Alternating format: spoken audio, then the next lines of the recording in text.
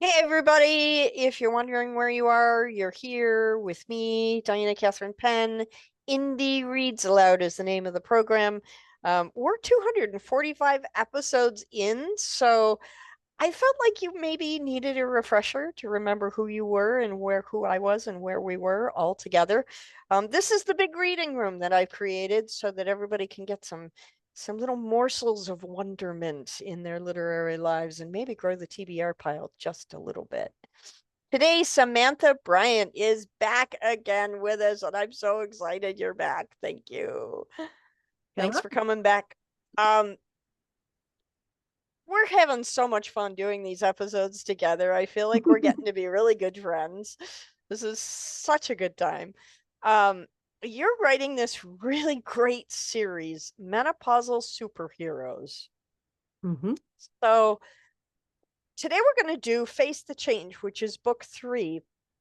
And I need you to give those who missed the first 2 episodes kind of just a little understanding of what the overall story arc is for this series. Because when you hear menopause and superheroes, the two words don't usually follow one another. Well, I think a lot of menopausal women are superheroes of one sort or another, but you're Okay, right. I would We agree don't with we you don't there. get the Yeah. credit. Yeah, absolutely. So when did you come up with this idea to do this series? So as a lifetime superhero fan, starting with, Spidey on the Electric Company before I could even read, Yeah. this terrible thing happened to me. I grew up and started getting old. Ah, Ah, I I know. hate that. Yeah. But what it meant is that certain kinds of superhero stories I wasn't enjoying like I used to. If the main Hmm. character is 15 and all angsty over some boy she loves or something like that, it just wasn't speaking to my heart. They weren't dealing with the same kinds of things I was dealing with, and I Yeah, just because you weren't 15 anymore. thank goodness, because that was Yeah, rough the first time. it was. Yes. Yeah. And so I made a joke to my husband one day that, in the X-Men, puberty seems to cause the trigger of their superpowers. And so I said, well, if hormones cause superpowers, menopausal women ought to have the corner on that market. I like it so much. Yeah. And he thought that was funny and told me I should write it down. And here I am, like 9 books later. Yes, I did. I think it's so great. And I love that it's such a fresh and new idea. I mean, I haven't seen this anywhere else. I haven't seen anything that even comes close to this anywhere else. This Yes, out this of I my own weird little mind. Yeah. Well, it's a good thing. There's this wonderful embracing of that change of life and the new stage of life and this place where your brain goes when you get older and how that happens. I love that you're embracing it and making it okay to laugh about. Mhm. Most of us, when we go through that change, we're weeping a lot. And Yeah. it's not a lot of fun. So I love that you're giving women and men too an opportunity to really joke about it and have fun with it, while at the same thing saying, be careful because I could throw that through the wall and hit you standing on the other side. That's right. We are more dangerous than we look.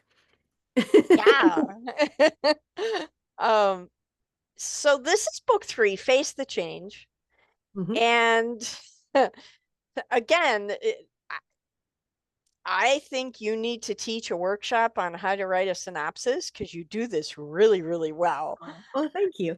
The first sentence of this synopsis is the menopausal superheroes are coming out of the closet and the pressure is high, both on the job and on the home front. I just so I can hear that old radio guy in the back of my head. Yes. And it just makes it super, super fun. So Like are that you guy who going, did voiceovers for Flash Gordon. yes, that guy. Yeah. Yeah. So are you going to read from the beginning of this book? Are you choosing a scene from somewhere in the middle? Tell I'm us a not going to little. read the Yeah, I'm not going to read the first chapter, but the chapter I picked is pretty close to the beginning of the book. The first chapter I felt like was too spoilery for what happened in the previous book.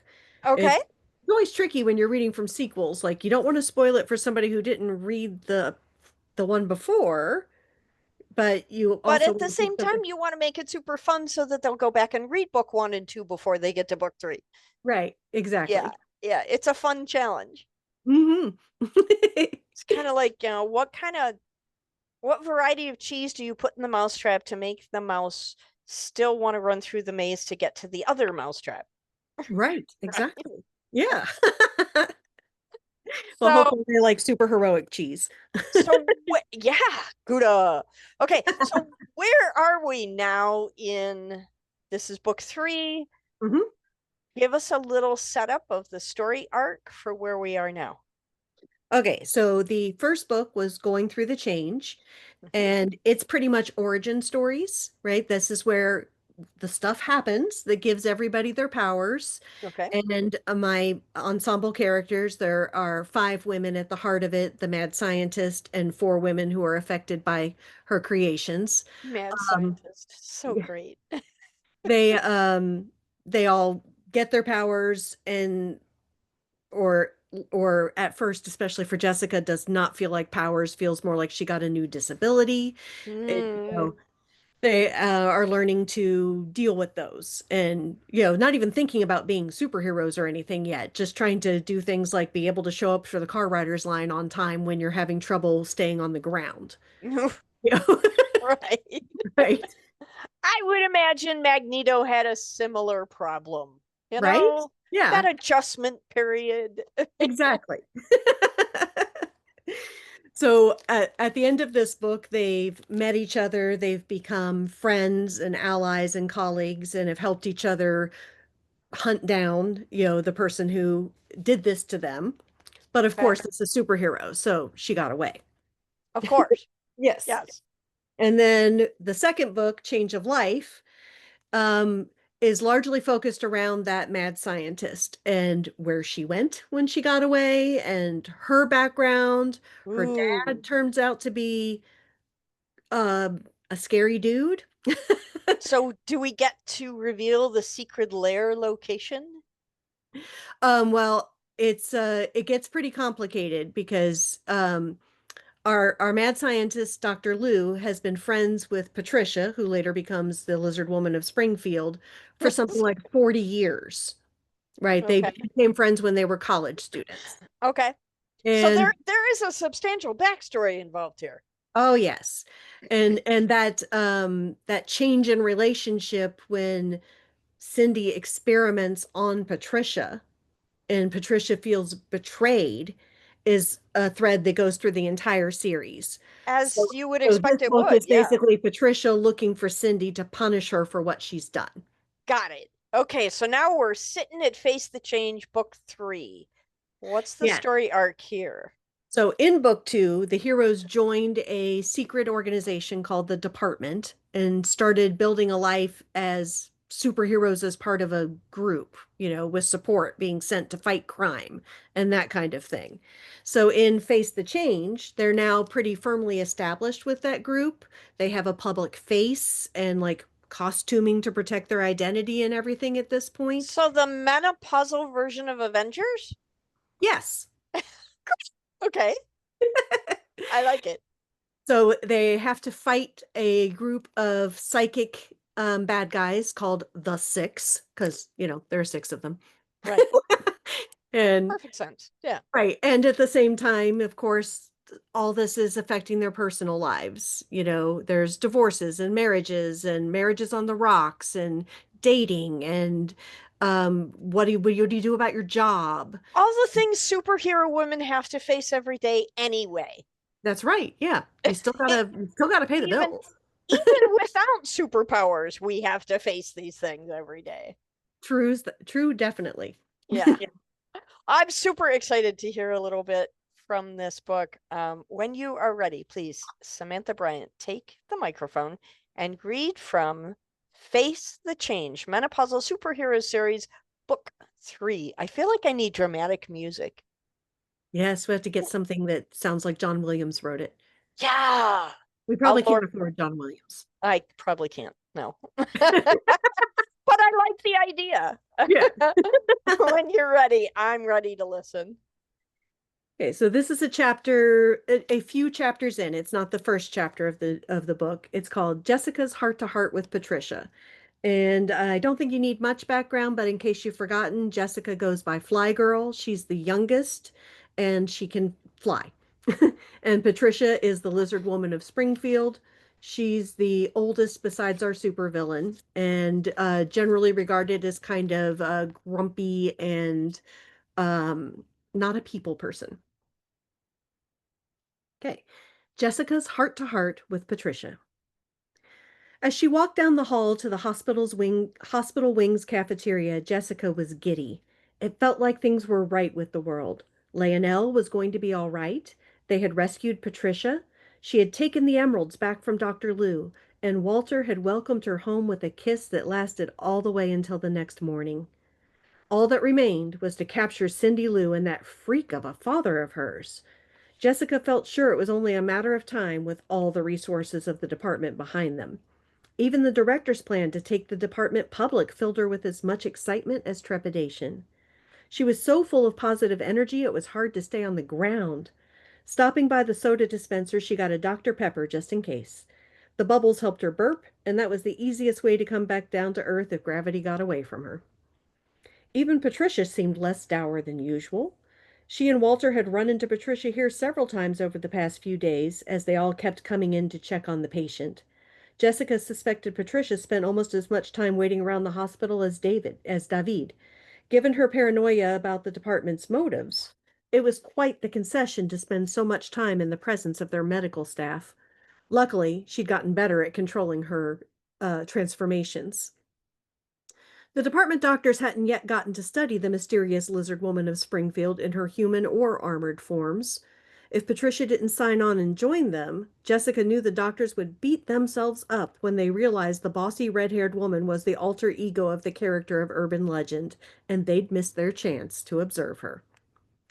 Today was the first time Leonel had been alert and able to talk with them. He'd need time to recover, but Walter had gotten access to the medical files and reassured both women that there was no reason to think Leonel wouldn't be himself again in a matter of months. The relief had settled the lines in Patricia's face back into their normal positions, though Jessica thought she still looked tired. As she settled into the seat opposite Patricia at one of the shiny metal tables in the hospital cafeteria, Jessica burped, a little more loudly than she meant to. "Excuse me." Patricia smiled. "Feeling flighty?" "A bit. I guess I'm just happy to see Leonel doing so well." "Me too, stubborn old broad." Patricia always loved to tease Leonel about his gender change, even when he wasn't there, apparently. Jessica lifted her paper soda cup to click Patricia's coffee mug. To stubbornness. She took a sip of the soda. The formula must have been off. Yuck, this stuff is terrible. How's the coffee? I'm not sure I'd call this coffee. Patricia took another sip and shuddered. But it'll keep me going. You know, David is in there, and I know he'll call us if there's any news. You should go home and get some rest. Patricia nodded, but Jessica could see her friend had no intention of leaving the hospital just yet. Jessica lowered her voice. "It wasn't your fault, you know." Patricia looked up sharply. "I know." "I know you know, but do you really know?" Jessica touched her chest. "Here, where it counts." Patricia didn't answer. Instead, she took a sudden interest in watching the other people in the room. Jessica sighed and turned to look around with her. She knew Patricia blamed herself for a lot of things. She already thought it was her fault Jessica had been burned in the campus fire and that Cindy had escaped them, and now she was blaming herself for Leonel's injury. Would it do any good to remind Patricia she hadn't thrown the fireball or fired the bullet? Jessica was pretty sure it wouldn't. Just like it hadn't done any good when Leonel and Patricia had tried to tell her it wasn't her fault she'd been taken in by Dr. Lou. It didn't change that feeling of personal stupidity and incompetence, or her guilt over the danger she placed others in when they came to rescue her. The literal truth didn't matter much compared with the heart's truth. She changed the subject. "Have you met with the director yet?" Patricia shook her head. "I've pretty much just been here." Jessica bit her lip, thinking. I know you think Leonel and I made a mistake signing on with the department, but they are good people, Patricia. Without them, we never would have found you. I know. Walter approached the table, having finished his consultation with Leonel's medical team. I have to get back. We still have a ton of analysis to handle. He held out a hand to Patricia. It's good to see you, Miss O'Neill. Any friend of Jessica's?